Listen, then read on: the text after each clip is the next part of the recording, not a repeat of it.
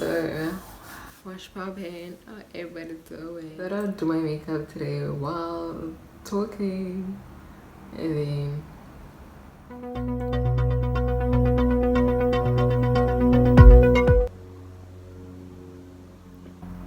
I know, but I love it. I just love this glass.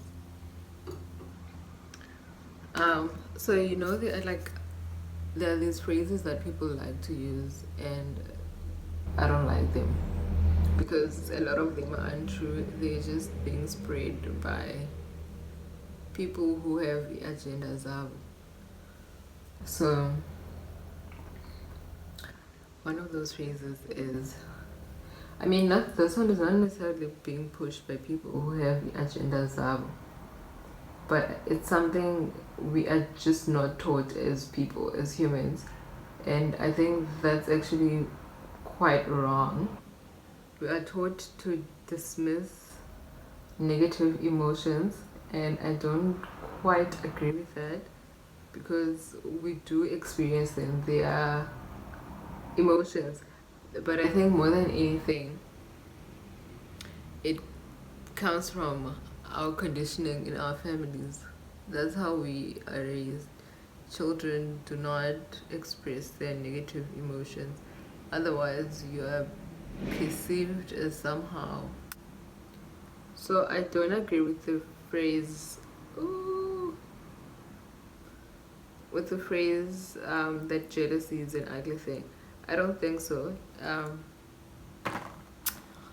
I think jealousy is a very valid, not envy. Envy is taking it too far. I think just jealousy. There's a lot of people who experience it for it to be always looked at sideways. But one thing we could learn to do is to deal with it. We should have been taught how to deal with negative emotions in a non-destructive way. So I think whenever we experience them, we should use that as an opportunity to figure out why we're feeling that emotion. Because a lot of it is probably tied to your childhood. Childhood is so important, and there's so many of us going around with childhood trauma and we don't even realize. So with jealousy, I feel the same way. I think if you try and figure out why you feel that way, then you can work on the reason why. At the end of the day, we live in a world that is all about materialism. Yeah. So that's bound to happen. Competition is gonna happen somehow, and instead of making it seem like this ugly thing, we should encourage people to find ways to deal with it when they get it. Another phrase that I do not like, it's not a phrase per se, but it's just like something that is always said by men. The fact that girls are into bad guys, or that whole nice guys finish last nonsense, because I also think it's untrue as well. I think it's just used by men who, like, I think the one about girls liking, or women liking bad guys, is said by bad guys. So it's just men wanting to not change, basically. They want to continue being horrible to women and then hiding behind, but I mean, women or girls like bad guys. But it's just like, no, they don't. We really do not. You want a nice guy, but not like self-proclaimed nice guys, because those are just like the biggest douchebags. But then they're just like, but I'm so nice. And it's just like, no, you're not. When I actually sit down to get to know you, I realize you actually, on the surface, you think you're a nice guy.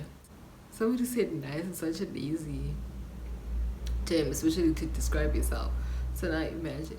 And another thing is, nice guys, they just want to be nice and then that's it. They do not want to bring anything else to the table. I mean, for people who actually want to always say, well, besides your beauty, what else are you bringing to the table? Another thing that I actually have a problem with, because if you want to get to know me, why should what I have and not have matter? I mean, at the end of the day, relationships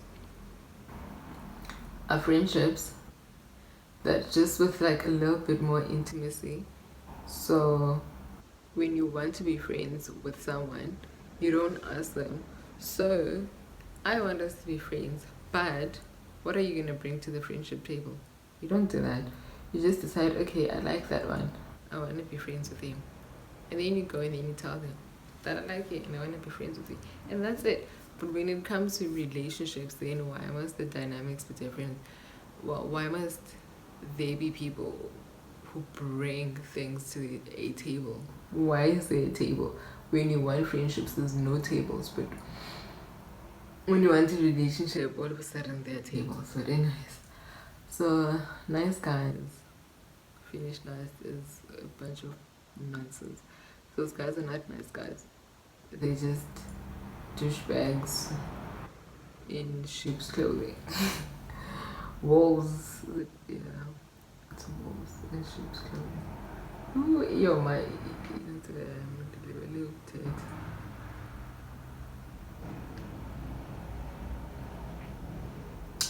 but anyways, yeah, another phrase that I have a problem with.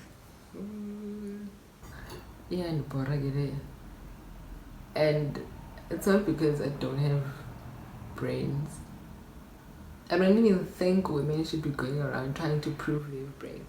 I feel like I don't like anything where women are under pressure to be impressive. Yeah, it was getting boring. I'm just like, oh, okay. There's no need for that. And I don't like it when women actually do go through those lengths of being impressive. Like for instance, if a man is talking about girls or women in a negative way, and then you just like, yeah, you other the women basically. Yes, you other the women. I don't like those things. Don't do that. Don't try to prove to men that you are not what they think you are, or you are what they say is good. Don't do that. But anyways, the one other phrase that I don't like is beauty with brains.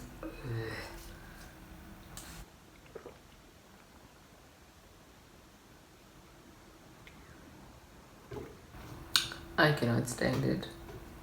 I do not like it. I really think that men created it and they use it to kind of create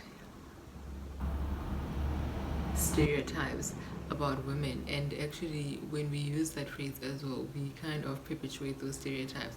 But so it's just kind of like it's like that whole blondes versus brunettes kind of thing, and then blondes are considered hot and then stupid, and so it's the same thing with beauty and brains, or beauty with brains. So a lot of women who were not considered beautiful or attractive according to men, then they were basically the ones that were considered to be smarter, because apparently the more a woman spends, the more time a woman spends, the more time a woman spends working on her physical appearance, it is inversely proportional to her work ethic or to her intelligence, whatever. Another phrase that I have a problem with, that I think we should stop using,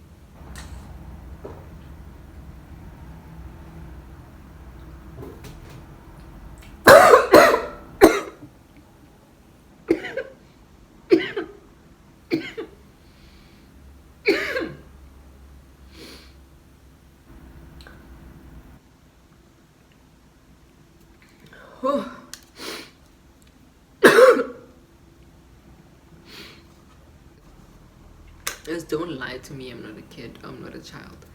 And I have a really big problem with that, because first of all, we should not lie to children at all. I don't believe in lying to children. I don't lie to my child.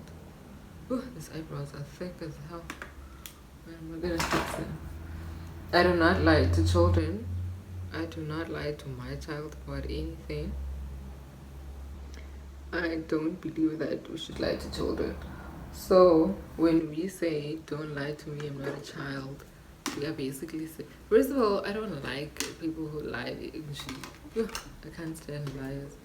Even especially about small things. I just doubt everything you ever say to me if you lie to me about small things. So I don't like liars. So the whole don't lie to me, I'm not a child bothers me even more, because we should never lie to children. Children will basically believe whatever you say. I'm also against the whole thing where adults do one thing but tell children to do the opposite of that. So if you tell a child, if you lie to me, if you tell the truth, I'm not gonna hit you, and then they go ahead and hit them still. What are you teaching them? Whether or not they tell the truth, they're still gonna get into trouble. So they might as well lie. You create liars, and you teach them that telling the truth gets them into trouble, while lying keeps them out of trouble. So they become these adults who lie throughout their entire lives, who lie to their wives, lie, cheat. They become those people who just lie to everyone their entire lives. And I do not condone that lying to children thing. I need to finish this foundation. Really? If you can tell them the truth instead of making up a lie, tell them why you cannot tell them the truth. Okay, I think I need to cut this. Tell them why you cannot tell them the truth. So if it's something dangerous that they don't need to know about, just it's so much, and I cut it. It's gonna dry. There you go. Hey Esther, that's what we did so into you. Okay, do not lie to children. I do not condone lying to children at all. Rather be like, look girl, I cannot tell you this because of ABC. Or I will tell you when you are a bit older to understand. That way, you create a child who is open, firstly, about their emotions. So you raise someone who's going to be able to say the same thing to other people, who's not just going to keep quiet, or who's going to think lying is a better option. But instead you have this whole person who thinks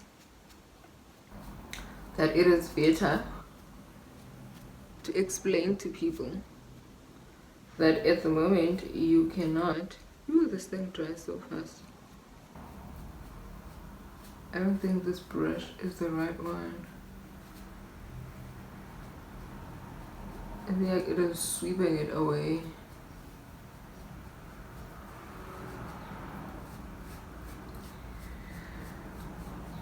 So yeah, rather create people who explain to other people, who are expressive of their emotions. I mean, it's not necessarily an emotion, but it does lead to that. It does create people who are expressive when it comes to their emotions. Oh, do you know what another phrase that I don't like is? That we could actually do without. I need to find a way to like close those. When I find an airtight container and put both of them in there, so that's gonna work. Cling wrap.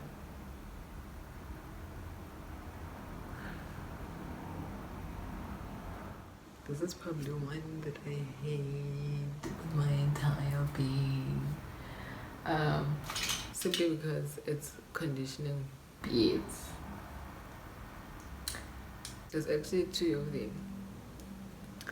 One is the one about family being family regardless. So this whole, it doesn't matter, whatever they put you through, they still your family. No ma'am, they are not. The idea that you need to connect with everyone from your family is crazy to me. It's absurd to me, because that's when people think that you're desperate, when people sense desperation from you, then that's when they're able to just do whatever and hope to get away with it. So I don't like it for that reason. But my point is that the whole family is family no matter what. No. They are not. They are family. They are like any other person in the world. And the idea that you are tied to them because you share some percentage of the same DNA is even absurdier. It's even more absurd. And it is a method of blackmailing. My thing with the whole family is family no matter what. In fact, when it comes to family, when it comes to any relationship, I tend to want to evaluate them.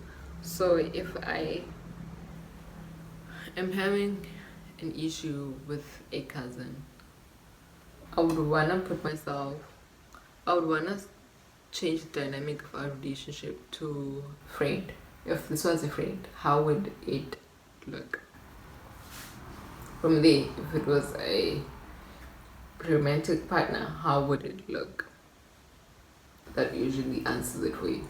So the whole family is family no matter what idea, I kind of battle with it, because a lot of the things that your family members do to you are worse than the things that other people that you're not blood related with would never do, that you are told to never encourage from, you never, tolerate those things from. You're told, if your friend is saying mean things to you, cut ties off with him. But when it's your family, they're the first people to say mean things to you. So that's where my problem is. And you're always told, if a boyfriend is always financially abusing you, stay away from that guy. But your mother will do the same thing to you, and somehow it's okay, because some parents do it. They always want to remind you of all those things that they're doing for you financially, that they are supposed to do anyways, but they'll always remind you of them. All these things that I do A, B, C, D for you, I do this and that, and. But if it was a friend, people would say, cut that friend off. But if it was a partner, romantic partner, people would say, cut that person off. But when it's a parent, somehow you must take it. Why? Friend relationships with our family members set the precedent for any other relationship that we experience. For me, the people that actually taught me emotional intelligence were my friends.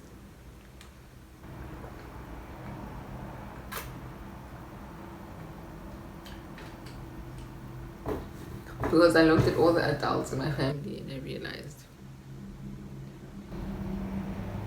these people I don't know what their definition of loving a person is, but I do not agree with it. And then strangers taught me it.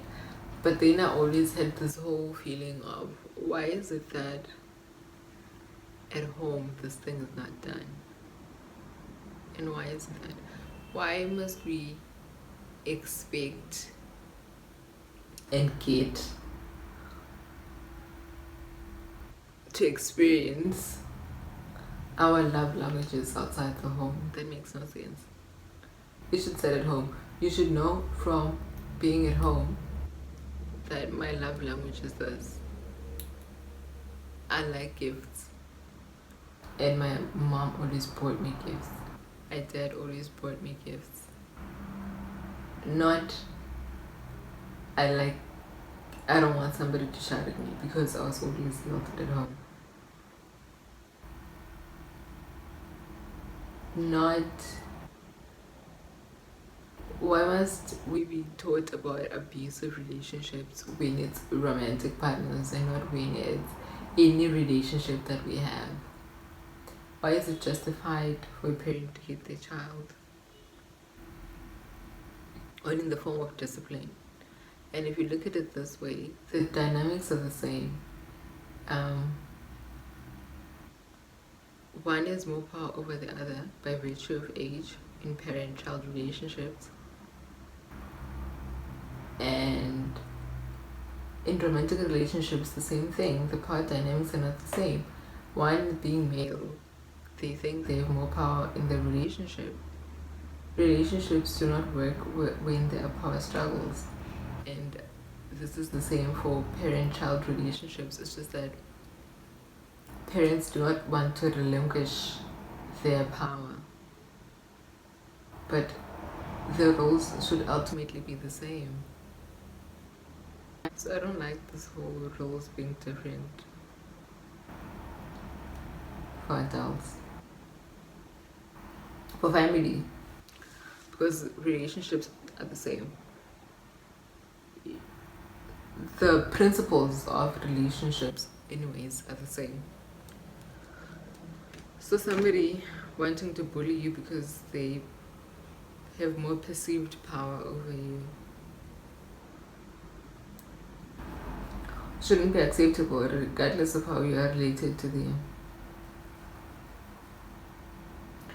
But it's platonic relationship, family relationship, friendship relationship, romantic relationship. The principles are the same. Another one is the one that your parents, those eyebrows look so thick on camera, they're not this thick in real life, I swear. Your parents or your mother knowing your fake friends before you. That's not true. Your parents do not know anything. They are just very suspect. Look, my thing with parents, my whole thing with parents is that parents are more susceptible to peer pressure than their kids. If you think I'm lying, how much Tupperware does your mother have? Because her friends are buying Tupperware, that's the only reason why she has. And suddenly you are more susceptible to peer pressure. No, you're not. Parents are more susceptible. Susceptible.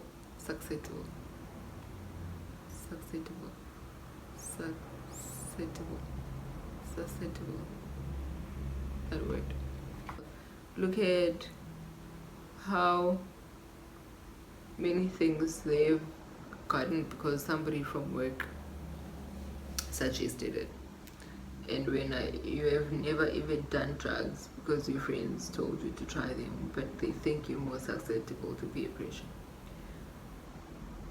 So their whole thing of wanting to keep you in their house, by a project, they're just projecting their own peer pressure susceptibility on you. Can't help that. So I've had a whole lot of bad friends, but they will never ever ever talk me into doing anything ever that I didn't want to do. I've never been like, oh, you guys are doing drugs. Okay, I would like to try that. No, I don't want to do drugs. I have my own principles. Sorry, that I stand by. So, okay, I think I'm done. I'm just gonna. This is like the go-to for anyone who's lazy or doesn't know how to do eyeshadow. And I am both. I'm about to be embarrassed.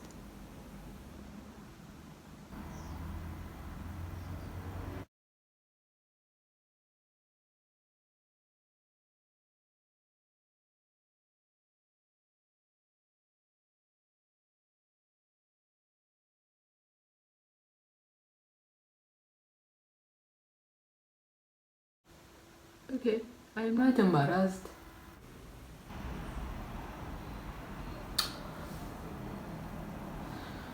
Not embarrassed.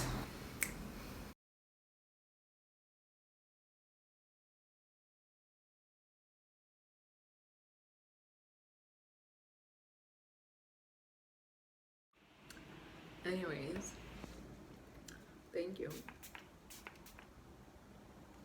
for tuning in and joining me this week. I will see you next week. Same place, time. Just subscribe, press on the bell, click on the bell, click. It's not pressing, it's clicking. You're clicking, you know, press it. So anyways, click on the bell and then you'll know when I upload next week.